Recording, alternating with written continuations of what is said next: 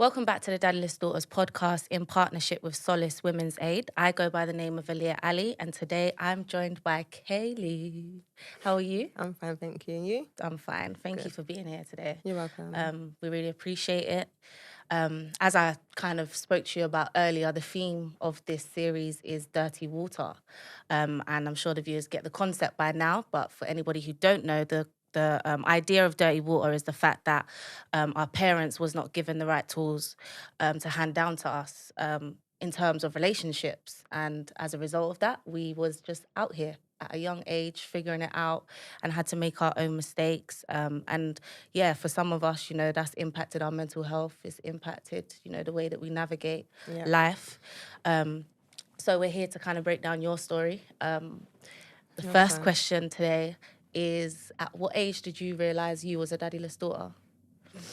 I think about 24, 25. Mm-hmm. I had a dad, or I have a dad. He's not dead. Yeah.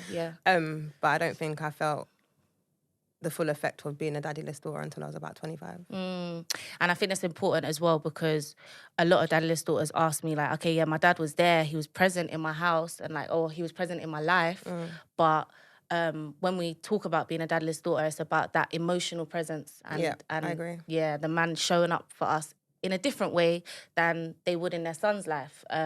It's very different growing up as a girl. So your dad was in and out of your life, but would you say he was emotionally present? I think he tried to be. I don't think he understood what it meant to be present as a whole, physically, mentally, emotionally, financially. So it wasn't without trying, but then each time he tried, he failed miserably, worse than the last. So he wasn't emotionally present at all. So tell us, where did it kind of all start?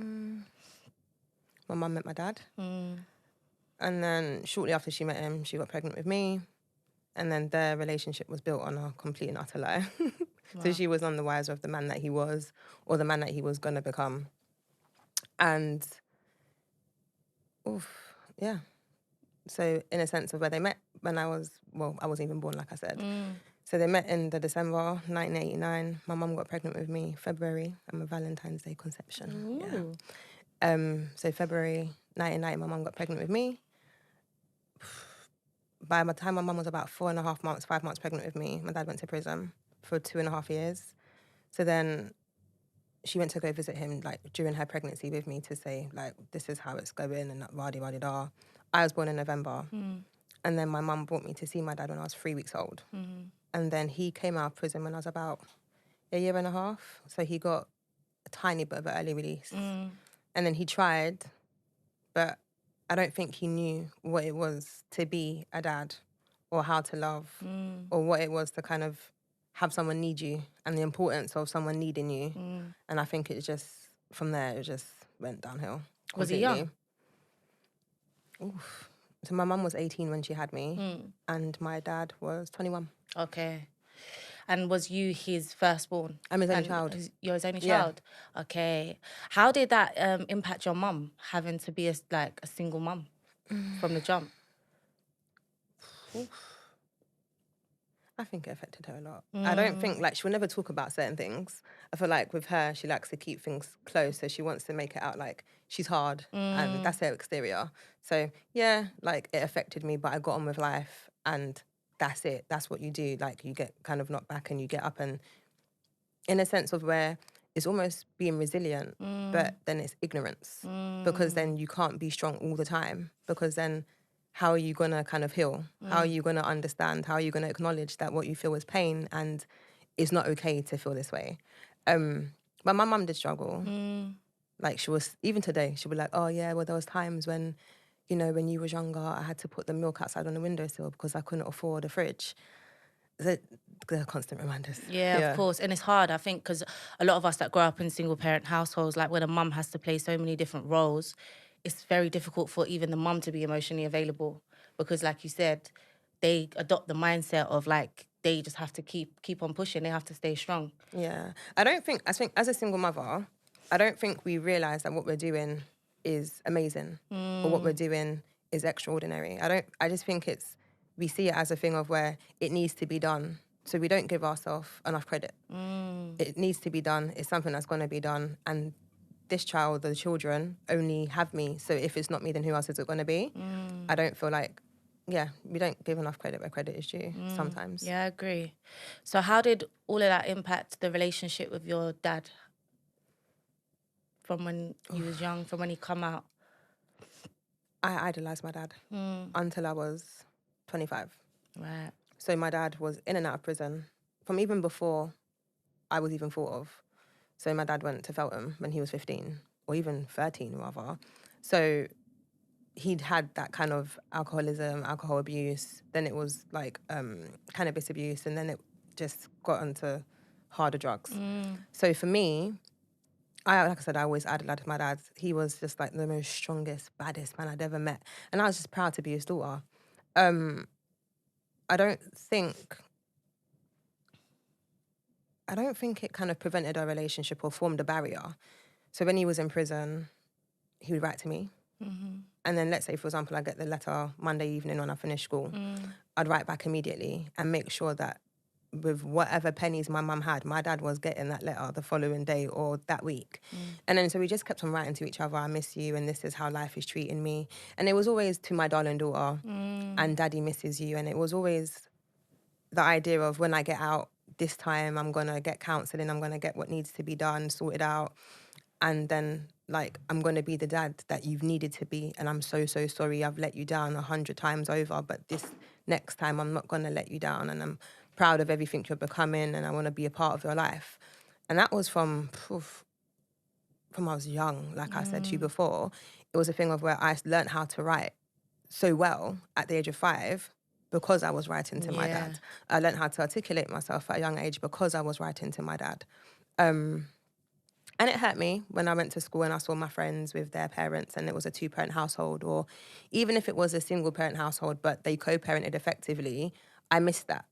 So it might have been that maybe I saw my dad when I was 2. And then I have no memory of seeing my dad again until I was 8. Wow. And then after I was 8, maybe I saw him twice, 3 times. And then I didn't see him again until I was 14. And this whole time he's in and out of prison? Literally. And then, so from I was 14 until I was 24, I didn't see him again. Then I saw him from I was 24 till I was 25. And some change. And then he went back again. And then he came back out again when I was, maybe 27, 28. Wow.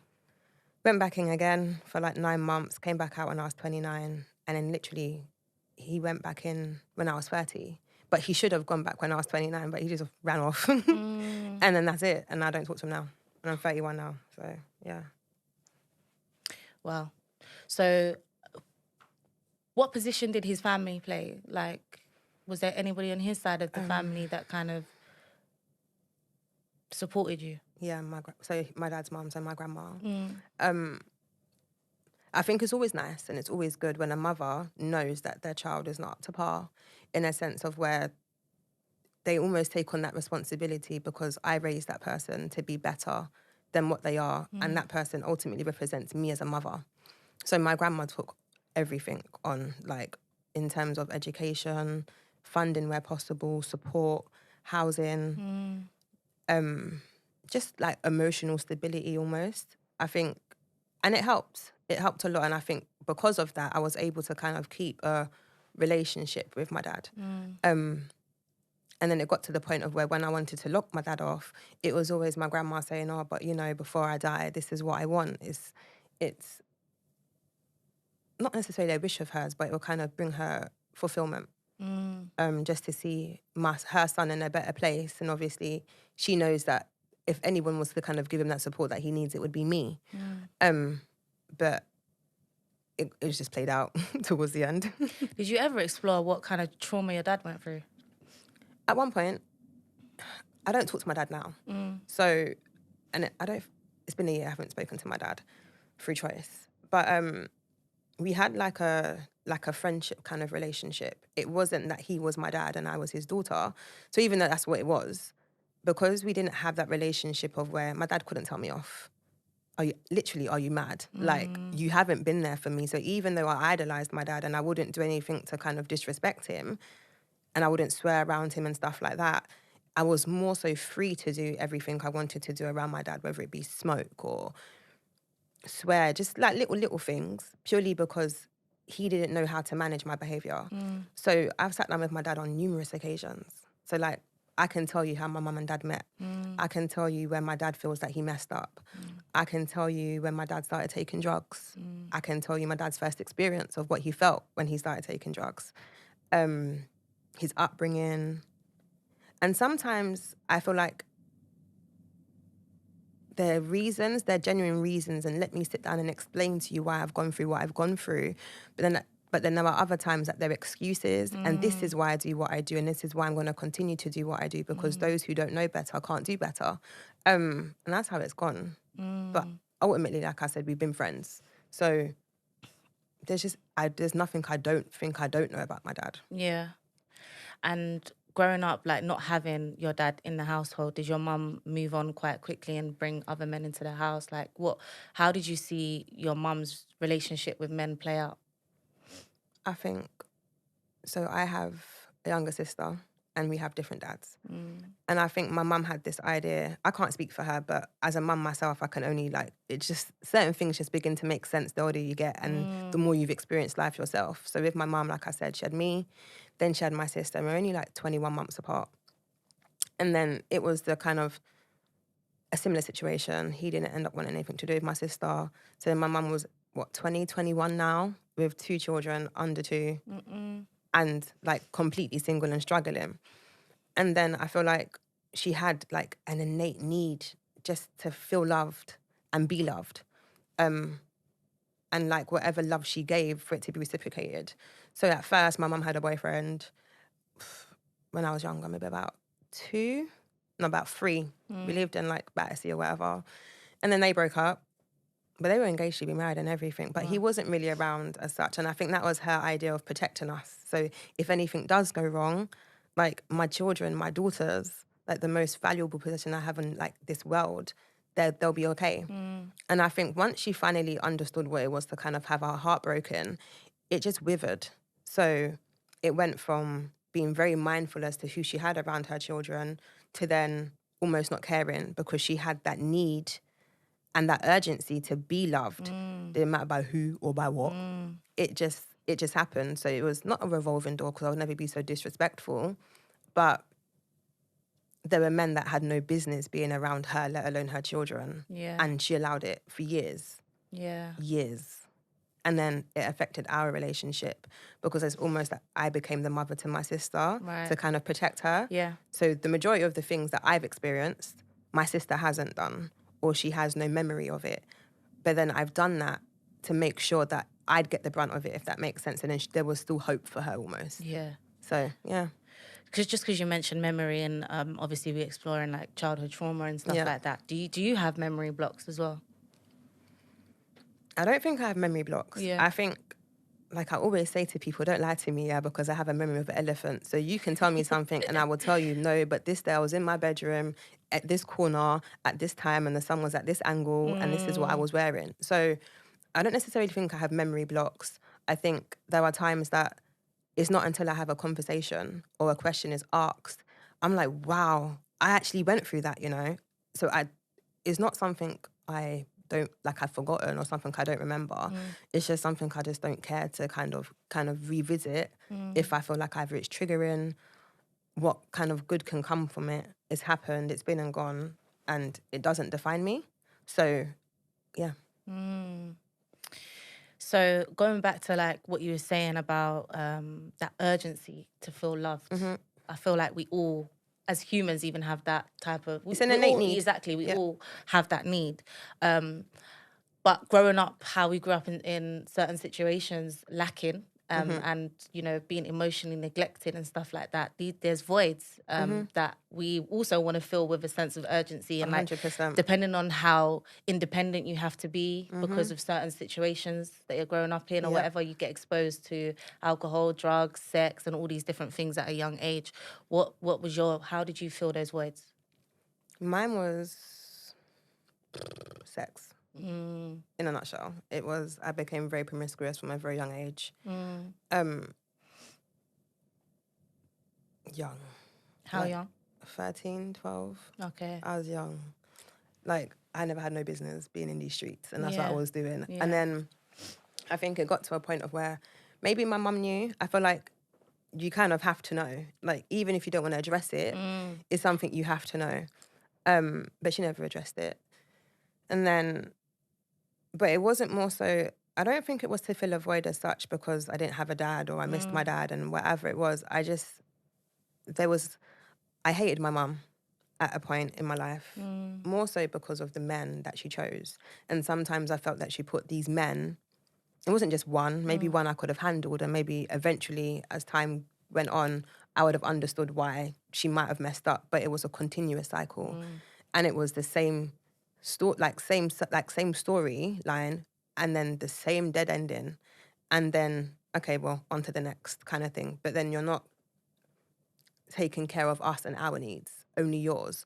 So because it's affected you and you're heartbroken, you don't think that it might have a negative impact on us as your daughters.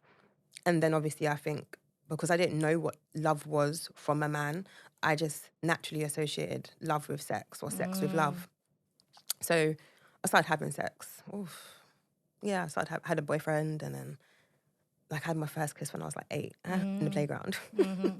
And then I had sex. I was like, what is this? It hurt. But it was like candles and roses and all that. But it wasn't older guys, or was it? My first experience was he was 15. Okay. So it was my age mate. Yeah, yeah. And then after that, he had friends. And then, babe, it went from I love you to, oh my God, do me a favour, because if you don't, Mandam's going to be really upset. Yeah, that's abuse. Yeah. But do you know what it is? When you look back on it now, I can say 100%. But at the time, it's just like, oh, I don't want to, but okay. And then it happened. And then eventually in a certain area, everybody be like, oh my God, she's like this and she's that. But it was just like 9 out of 10 times, I didn't actually want to do it. Like, and then it wasn't until I think somebody explained what rape was to me that I was just like, I used to think to myself, well, can I class it as rape? Or was I, do you know what I mean? Yeah, and then it became older men because I kind of had that. Pause, wait. I feel like we need to reframe that because those situations are like abusive. Yeah. And I think it's kind of like when you explain like, yeah, I started having sex at a young age and whatever, you make it seem like it was, the first instance was personal choice. Do you get what I'm saying? But then after it led you down a road that was not your choice. At all. So that's not your weight to hold. No, do you know what it is? I think I've just got to that point in life. Like, my friends hate me sometimes. I'm like, do you know what? Do you want to have like a funny story, or the funny thing is? And my friends are like, Kayleigh, it's never funny. Stop saying it. Yeah. And I'm like, well, it's funny to me, right? So I don't necessarily normalize it. It's just something I've experienced. It's something I've gone through. And I feel like now, it used to eat at me, if I'm honest. Like, there are certain things I wanted to experience. Silly little things like Big Brother. I wanted to go on Big Brother because I was like, it looks so cool. But then I was always scared that somebody would recognize me and then they'd have a story to tell about me and then everybody would know who I was and what I'd done. And all of these bad things that I had been associated with. And then it wasn't until I got older that I realized, well, hang on. As much as I thought I was in control of everything, the reality is I wasn't. And then... So I don't normalise it at all. It is abuse. Yeah, it was rape. It wasn't even like coercion. It was do it or get beat up. Like, it was that deep. So, but it happened. And I think through it all as well, I couldn't tell my mum. Like, there are times I wanted to, but it's like she was so bitter towards me for whatever she had gone through with my dad that it was just like, I'm raising you because I have to, not because I want to. So I feed you, I clothe you, and I provide for you, but it was more so like, what are you providing? Because you're not providing something that is needed and refreshing to the soul or something that will help me thrive and grow. It was just a dead space. And I know sometimes she would say that she tried her hardest, and I don't dispute that there were times that when she had nothing to give, she gave. But I just personally felt that you never had nothing to give because you done gave it to every other man. Like, so you was drawn out by the time you come home, or that person depleted your energy and you had your mind fixated on the wrong things. When the one person that would have loved you more than anything, more than life itself, the one person that would have idolized you and waited on you hand and foot and given you the love that you needed, you ignored almost. So I feel like exactly like what you said, we don't know what it is like to be loved. And sometimes we think that we need that love from a man to fill that void. But it might not be that. We might need to feel love, yes, but it doesn't have to be from a man. It can be your children that propped you up on a pedestal and that's how you've needed to feel, or someone to look up to you and say, you know what, congratulations, well done, I'm proud of you. But I just feel like we need to kind of differentiate where we need it from and who we need it from. And I think that's a very important aspect of it all as well. Yeah, I agree with you. So after you had those experiences of like the first boyfriend and then him leading you down that weird like dirty path, what happened after that? I think time frame wise, I'll give you time frames because I tend to work better with time frames. I think I was from 13 till 15. And then I met this guy. I pursued him. He was 18, I was 15. I pursued him. And he was really like, not a geek, but just something I'd never experienced. He wasn't a road man. Like, he was very like well educated, like very clean, very respectful, manners-able, you know? And he had aspirations other than to just kill people. So whatever. And then I got pregnant by him when I was 15. He was 18. And then my mum found out. No, I told my godmother because I didn't want to tell my mum because I'd been pregnant previously before when I was 13.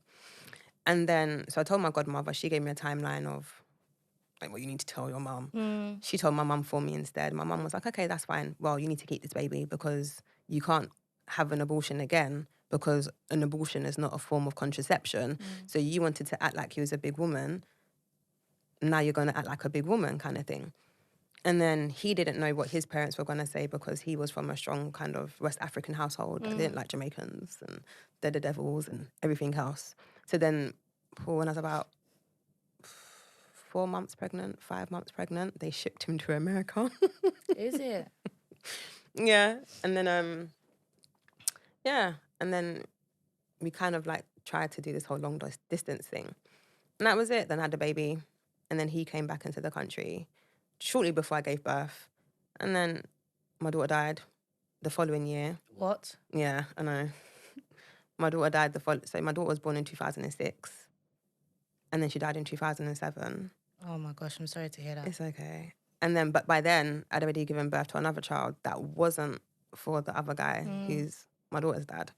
And then it just, it was just Where was your safe place? Did I have one? I didn't have one. You didn't have one? I don't think... I didn't have one. It was just like... I didn't have one. Like, even when I think about it now, I didn't have one. Did you have anybody that was, like, speaking life into you, like, trying to guide you or support you? Not at that age. I think my godmother. But I feel like because I couldn't be truthful with her to the extent that to kind of get the support I needed, it was always like trying, but it was not even halfway there, not even a quarter of the way there, because what I needed to say, it couldn't be said because fear of judgment, just fear of everything, letting people down and everything else like that. So, Did you used to judge yourself a lot? I don't think so. I think Where did the feelings of shame come from then? everybody else. Okay. I think everybody else having a story to tell about me. Yeah. Or walking down the street and then someone's like, oh my God, that's that person. And nobody ever asked you what your story was? No. Nobody cared to ask. It's like, if it's a rumour, you go with it. And like, that's what it became. So I think by the time I was about, 16 maybe, 17, I decided to like, and what? Because in the reality of it is people do these things and they call you nasty names and they'll talk about you behind your back and they'll make up stories. And it's to hurt you and it's to get a reaction out of you that's not a positive one. And it just got to a point where I decided to say, you know what, yeah, I am that. And that's what you think I am, then cool, yeah, I'm that. And then it ended up, but then I felt so much better for it.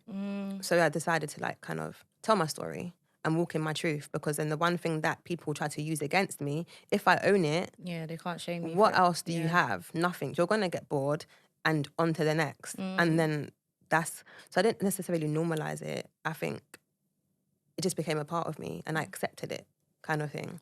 And then people would be like, oh, you know, like she's promiscuous. And I was thinking like, hun, this is not by choice.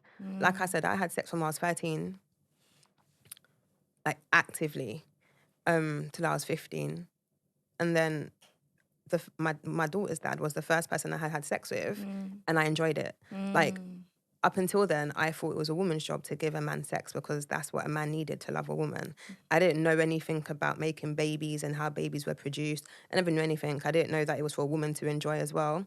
Didn't know nothing. I thought it was meant to hurt. I thought it was meant to be sore. I thought it was everything. That. And I was like, what is this? And then when I was 15, I realised that it was for both people to enjoy.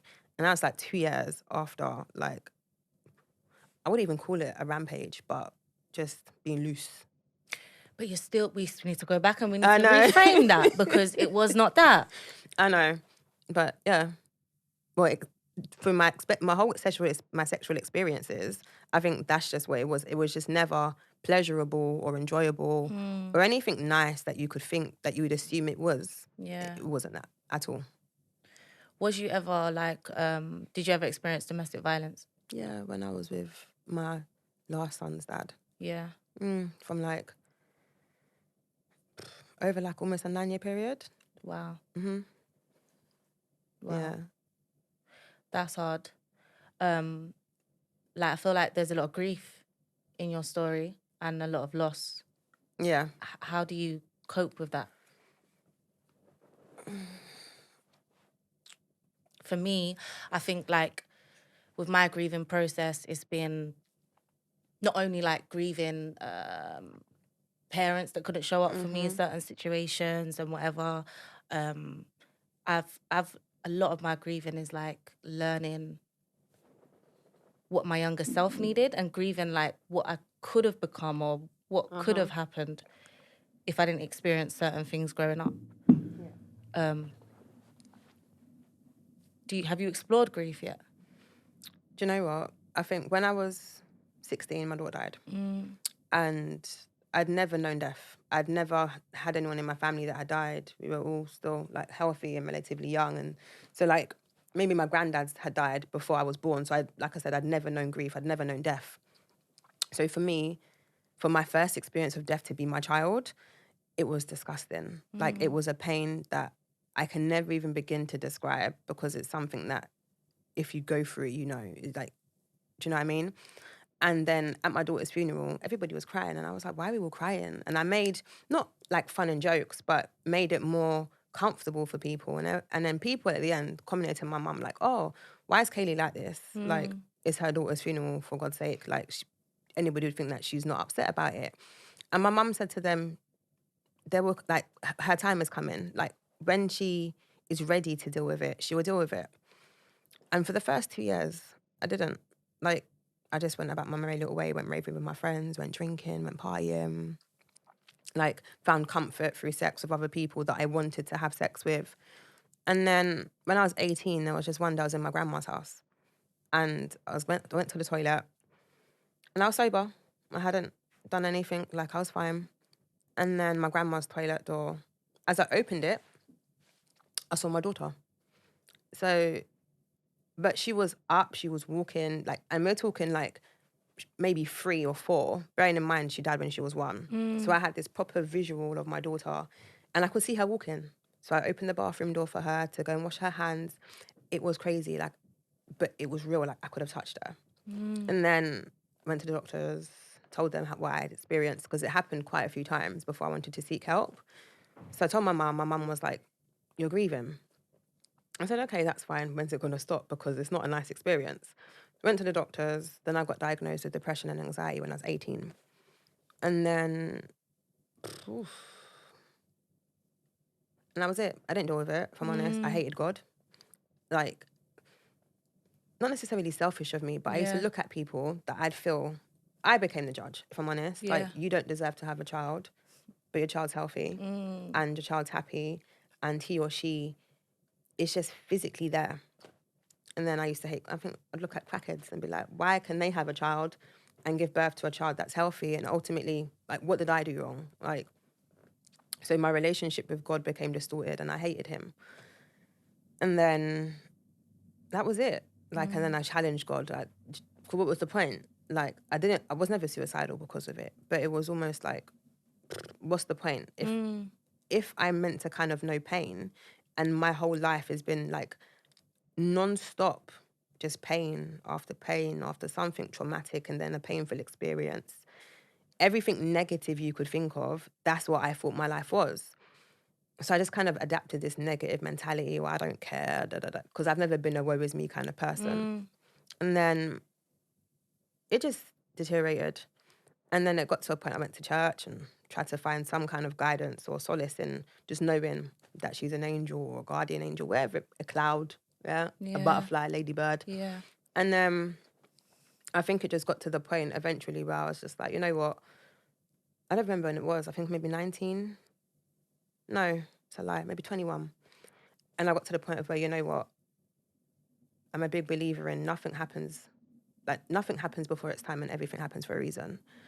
And I don't know what, and we all have a purpose. This is like my way of dealing with it. We all have a purpose in life. And once our purpose is fulfilled, we die. So my daughter's purpose, I feel maybe would have been to kind of see me do better in life and to bring me and my mum closer. And those two things, if they were her purpose, she accomplished them in that short space of time.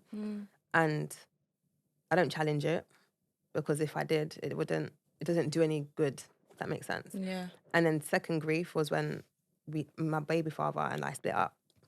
After 9 years, my whole adult life, that's the only man that I had known, like someone that I had drawn, like loved. I loved him more than I loved myself, more than I'd ever loved myself. And I gave up everything for him. I'm not talking sacrifices. I'm talking about giving up everything I ever wanted in life. And then... Elaborate. Just everything. Everything I thought I wanted to do, travel the world, you know, have more children. It was, well, we can't do that and we can't do that. But then recklessness almost. So like, we can't have more children because he doesn't want more children. But when I get pregnant, abortion clinic is. Okay. Like, so it was just recklessness and just trying to create something that, like a 2-parent household, because that's what I was fixated on, because it's something I'd never had. And I always assumed that, well, if we're in a 2-parent household and you're brought up in a 2-parent household, for me, I just automatically assumed that life would just be that much better. I was wrong. But I'd never known grief like it. So when our relationship had ended, I genuinely would say it knocked me more, losing that relationship, than it did my daughter. Wow, yeah. Only purely because I feel like by then I knew what love was. I knew what it was I thought I wanted, and because my image was in the shape of that man. So I didn't, once we broke up, you could have said to me, Kayleigh, what's your favourite colour? I couldn't have told you. What's your favourite genre of music? Everything was based off of what that man liked. You know, my like for food, or not putting certain ingredients or spices in it, not because I didn't like it, but because he didn't like it. So I didn't have an identity outside of that. So for me, I feel like that level of grief hurt me more than the other one. And I was depressed for like a year straight. Like my skinniest, I was a size 6. Wow. Collarbone, everything. Like drinking, going out partying, dropping out of uni. I went back in the end, but I still dropped out for a whole year. And just not caring. And that's that dirty water right there. Because as well, even for myself, when I grew up, my mum was an alcoholic and I despised her because of the alcohol. But then I started drinking at a young age and I became like a binge drinker. And then I'll do stupid things like when I was drunk. But I realised when I got to probably about the age of 26 that I had become the exact same thing that I hated. Yeah. Because I was so fixated on hating it and not fixing whatever was in me, because I judged my mum a lot, but my mum didn't have the tools to show up as a mother or as what the community or society or whatever would deem a healthy mother. Would you say that you became the exact same thing that you despised, or the behaviour that you saw in your household growing up? Do you know what? When my mum used to get... So my mum had one partner.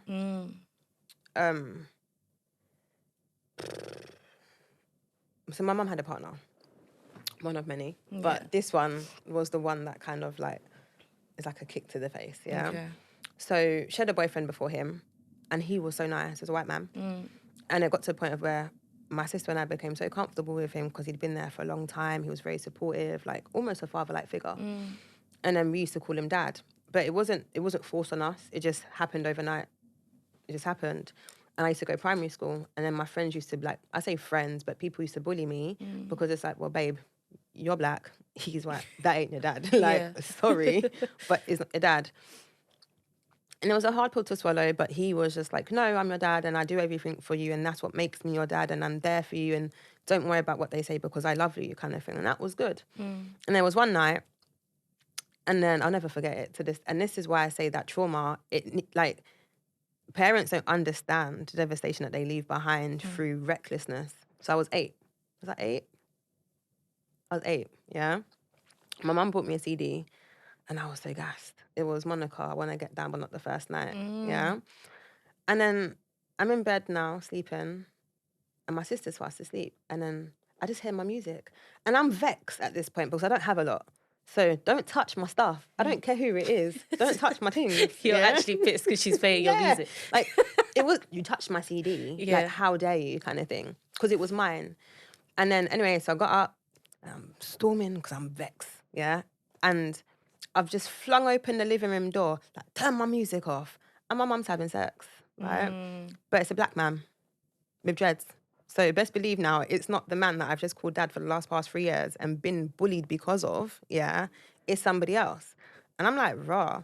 So I've slammed the door, and my mum never came after me. She finished doing what she was doing. Like, she legit finished doing what she was doing. And then, that thing was a Friday. And then on the Sunday, I wrote her a letter. And I said, on Monday, I'm going into school and I'm going to ask school to call social services because I hate you and I'm never going to live with you again. I despise you. And like I said, I was able to articulate myself from young because I'd been writing so well because of my dad. And so because it kind of obviously helped my academic kind of ability, I was just a lot further than I should have been. Or not even should have been, but I was expected to be, kind of thing. And then my mum stayed with this guy.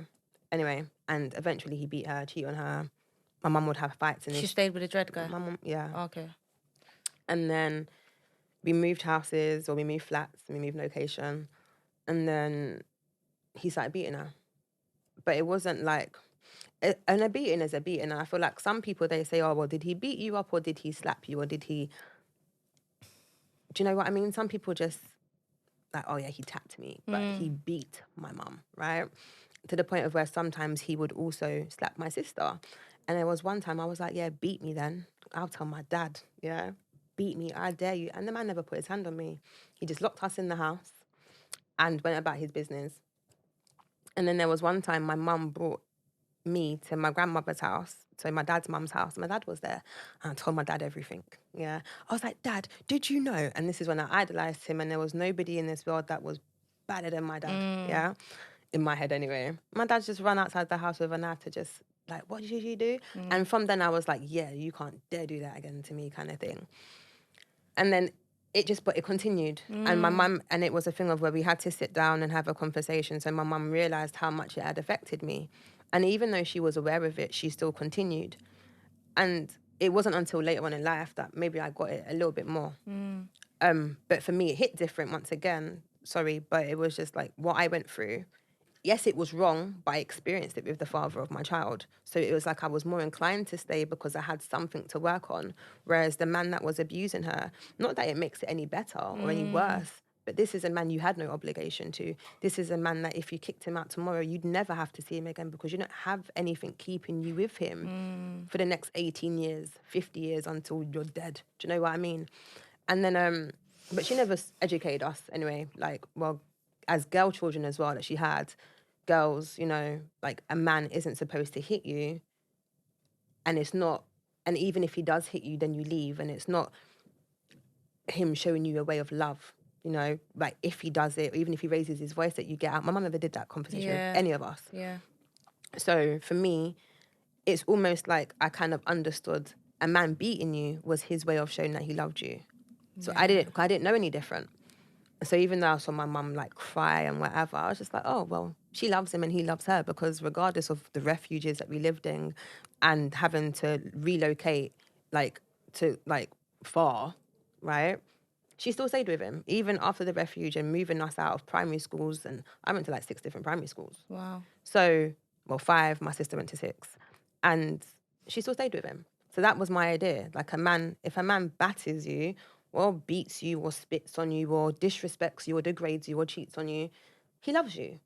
And I didn't experience that foolishness, until I got with my son's dad, my youngest son's dad. Yeah. I was 21. And then it just happened, and it just got progressively worse, and to the point where he stabbed me. Wow. Like his grandmother died, and then he'd beat me because his grandma died, like I killed her. Like, and then there was just like, it was a lot.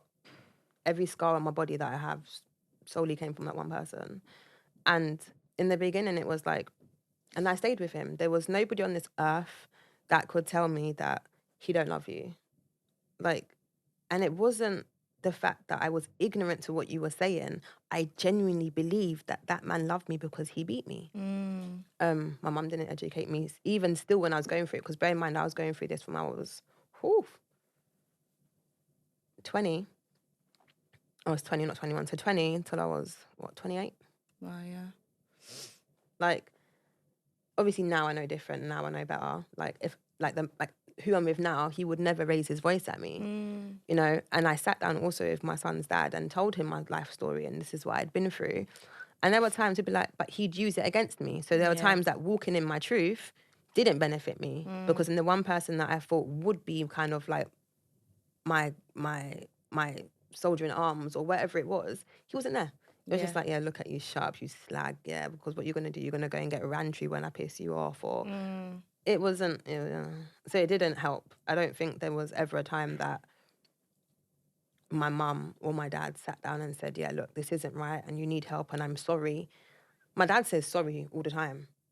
Like, I don't talk to him now, but he said sorry all the time. My dad was forever sorry, walking sorry, Like, this man was sorry. Like, every part of him was sorry. Every letter was sorry. Every time he saw me, he was sorry. Every telephone call, he was sorry, So do you think that made you familiar with that then, of just being let down? I didn't know life without it. Yeah. If I'm honest. I didn't know life for having someone show up for you, like, every day or when it mattered the most, or, like, just someone just naturally caring without being asked or without it being forced. Like, I never had, maybe now I do, maybe, I don't even know. Like, but I never had that where someone showed up for me continuously and consistently because they wanted to. So what was your breaking point? How did you learn to show up for yourself? When I was 23, 24, I had my son by then, my youngest son. And then the way that I thought I wanted life to be, because my youngest son is the only child I've raised. And because of that, it was just like, oof, I don't want this. What do you mean the only child you've raised? So I had a daughter, and she died when she was 1. And like I said, so when my daughter died, my son after that I'd given birth to, he was 3 weeks old. Okay. But he was 3 months early. Yeah. So my daughter died in King's College. And then I got on the bus the day she died to go to Lewisham Hospital because that's where my son was. And then where he was so premature, so I gave birth at 6 months pregnant as opposed to 9 months. And then it was just the same, tubes everywhere. Like, you couldn't touch him or you couldn't pick him up, or if you did, you had to wait at a certain time slot. So there was no kind of, I couldn't bond with him. And my biggest fear was then him dying after experiencing my daughter dying. I thought, nah. And then the hospital staff would be like, oh, prepare yourself. He's going to die because his condition's going to worsen and it's going to deteriorate. And we'll give him this surgery. But after this surgery, there might be a second surgery that we can give. But ultimately, we don't think that he can survive. So we did that. And then it got to the point, I think, by the 3rd time, being told that he was going to die, it just stayed in my head. Well, he's going to die. So what's the point? I can't love him any more than I already do, because life for me would have been pointless. So it got to the point of where in the beginning, I loved him like a mother should have loved their child, 100%. But I think through fear of him dying as well, I kind of stopped myself from mothering him. So even though anything can give birth, a fish can give birth, So I didn't have that innate that I didn't have that bond with him. Yeah. So by the time he was about 4 months old, I couldn't do it. Okay. I tried, couldn't do it. And then he ended up surviving. But being told for like the first maybe 6-7 months of his life, yeah, he's gonna die, I was like, okay, he's gonna die. So what's the point? And then he survived, and he's 14 now. But I couldn't do it because I stopped myself from having that bond. It was something that you can't teach yourself. And you was a child yourself. Yeah, you can't teach yourself that. Either you have it or you don't. It's not something that you can learn to love someone. Like, either I love you or I don't. Yeah. Especially when it comes to your own child. And it got to the point of when I was 17, it was kind of, I knew I couldn't take care of him, and he wasn't, I want to say healthy, but there are complications with his health. A lot of them, for me to be 16 and taking them on, like, it wasn't possible. So it became a thing of, where do I kind of give him up, or do I look after him? And the end result is not going to be great for either of us. So I did that. I gave him up. For adoption? No, so he has like a foster family. Okay. But he's been with them from since he was 1. So it's the same family. Thank God. 'Cause the foster system is a whole other conversation in itself. So we thank God for And that. that's it. And then, yeah. Okay. So then, so I have 3 children, and then I have my youngest, who I've actually raised. Okay. Sorry, I cut you, and you was going. No, it's all right. So yeah. So you were saying that the youngest one was the only one that you've raised, and you was going into the story about the relationship, the abusive relationship. Yeah. So it's just, I don't think. Put it this way: if my son's dad hadn't left me, right, I think I would have been in it for a little while longer.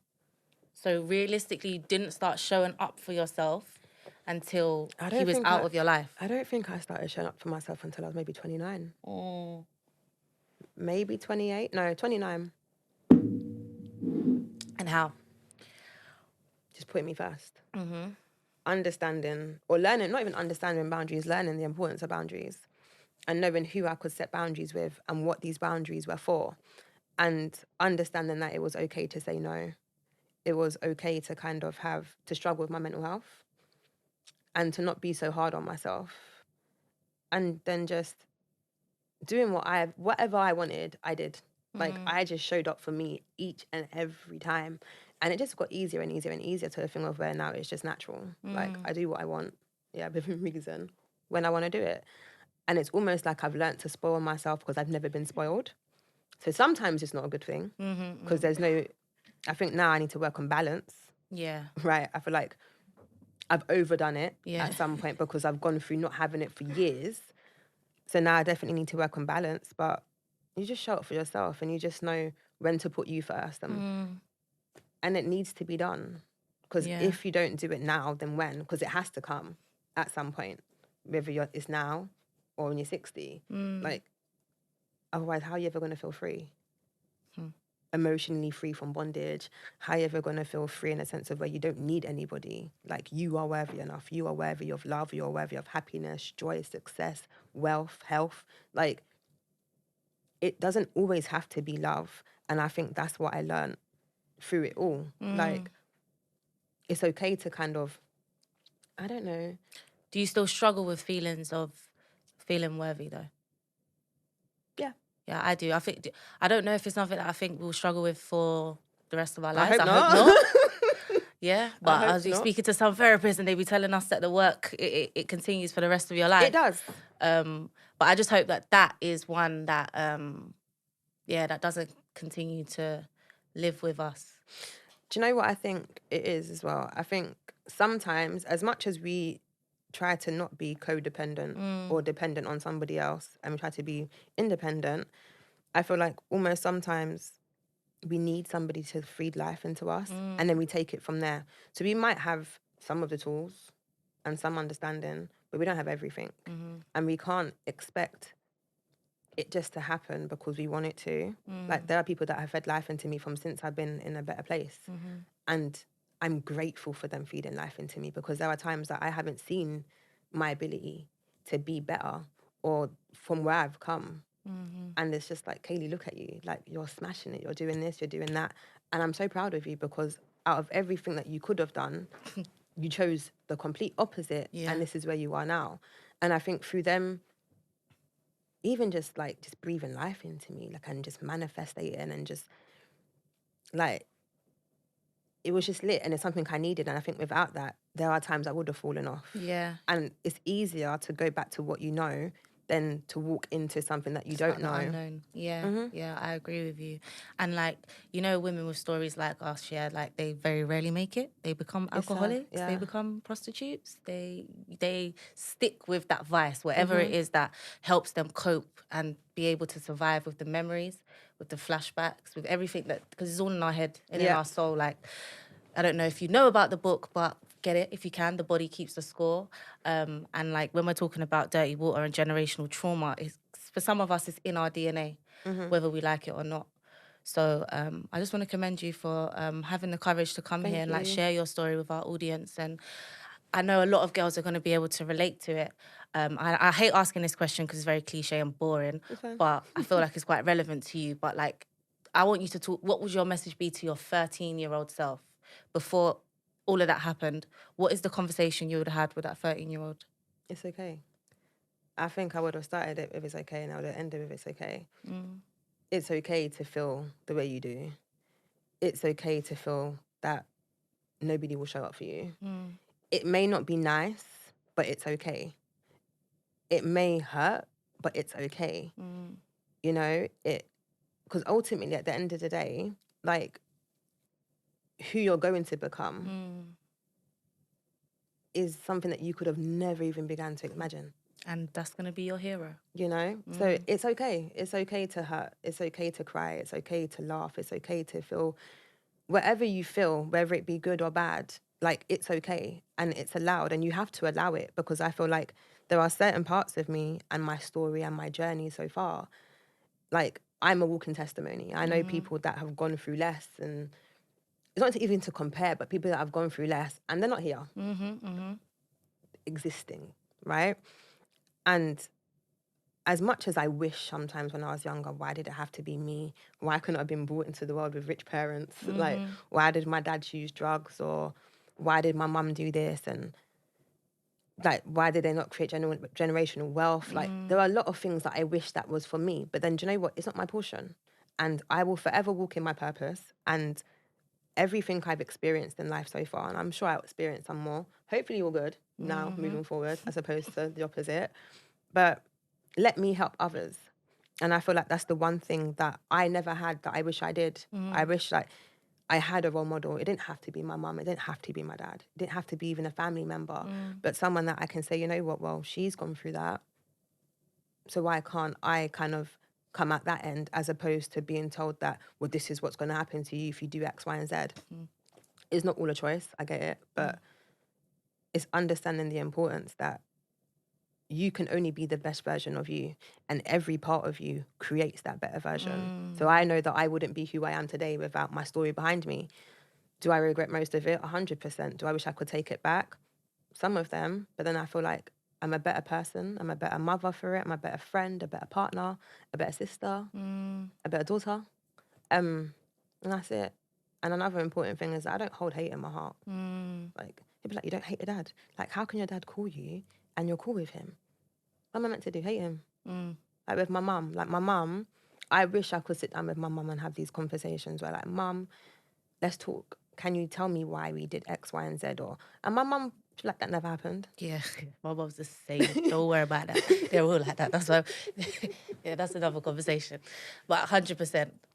100%. And like us having these conversations now openly on the internet, hopefully, you know, we can create more spaces like this and more safe conversations, especially for the younger girls that we know are still going through it, and that, like, you know, now the internet and all these other... And I think now it's a little bit, not worse, like I said, I can't compare it, but the exposure is a lot different. Exactly. You know, like, I didn't, mainly in my day, I would have happy slaps, that was it. It wasn't just the fear of everybody knowing your business and the fear of going viral, and viral wasn't just people on the bus, it's millions.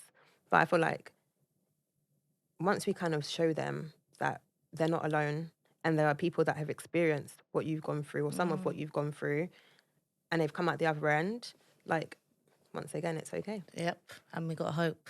Well, thank you very much for being here. I hope it's not the last time that we meet. and that you get involved in our projects and stuff. I will do. Lots of love, man. Thank You've got a lot you. of strength and courage. I salute you. Thank you for being here.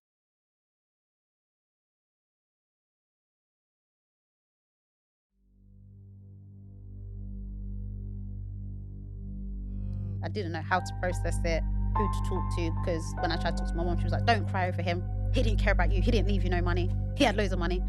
Where is the money? So there was a lot of violence.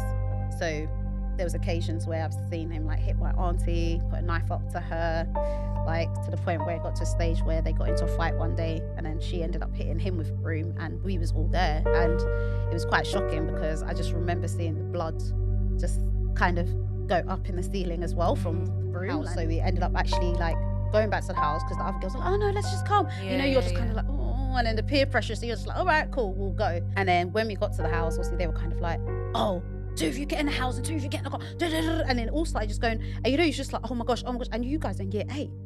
Like, and these are older boys. Roughly like, how old were they? Maybe about 18, 19. So you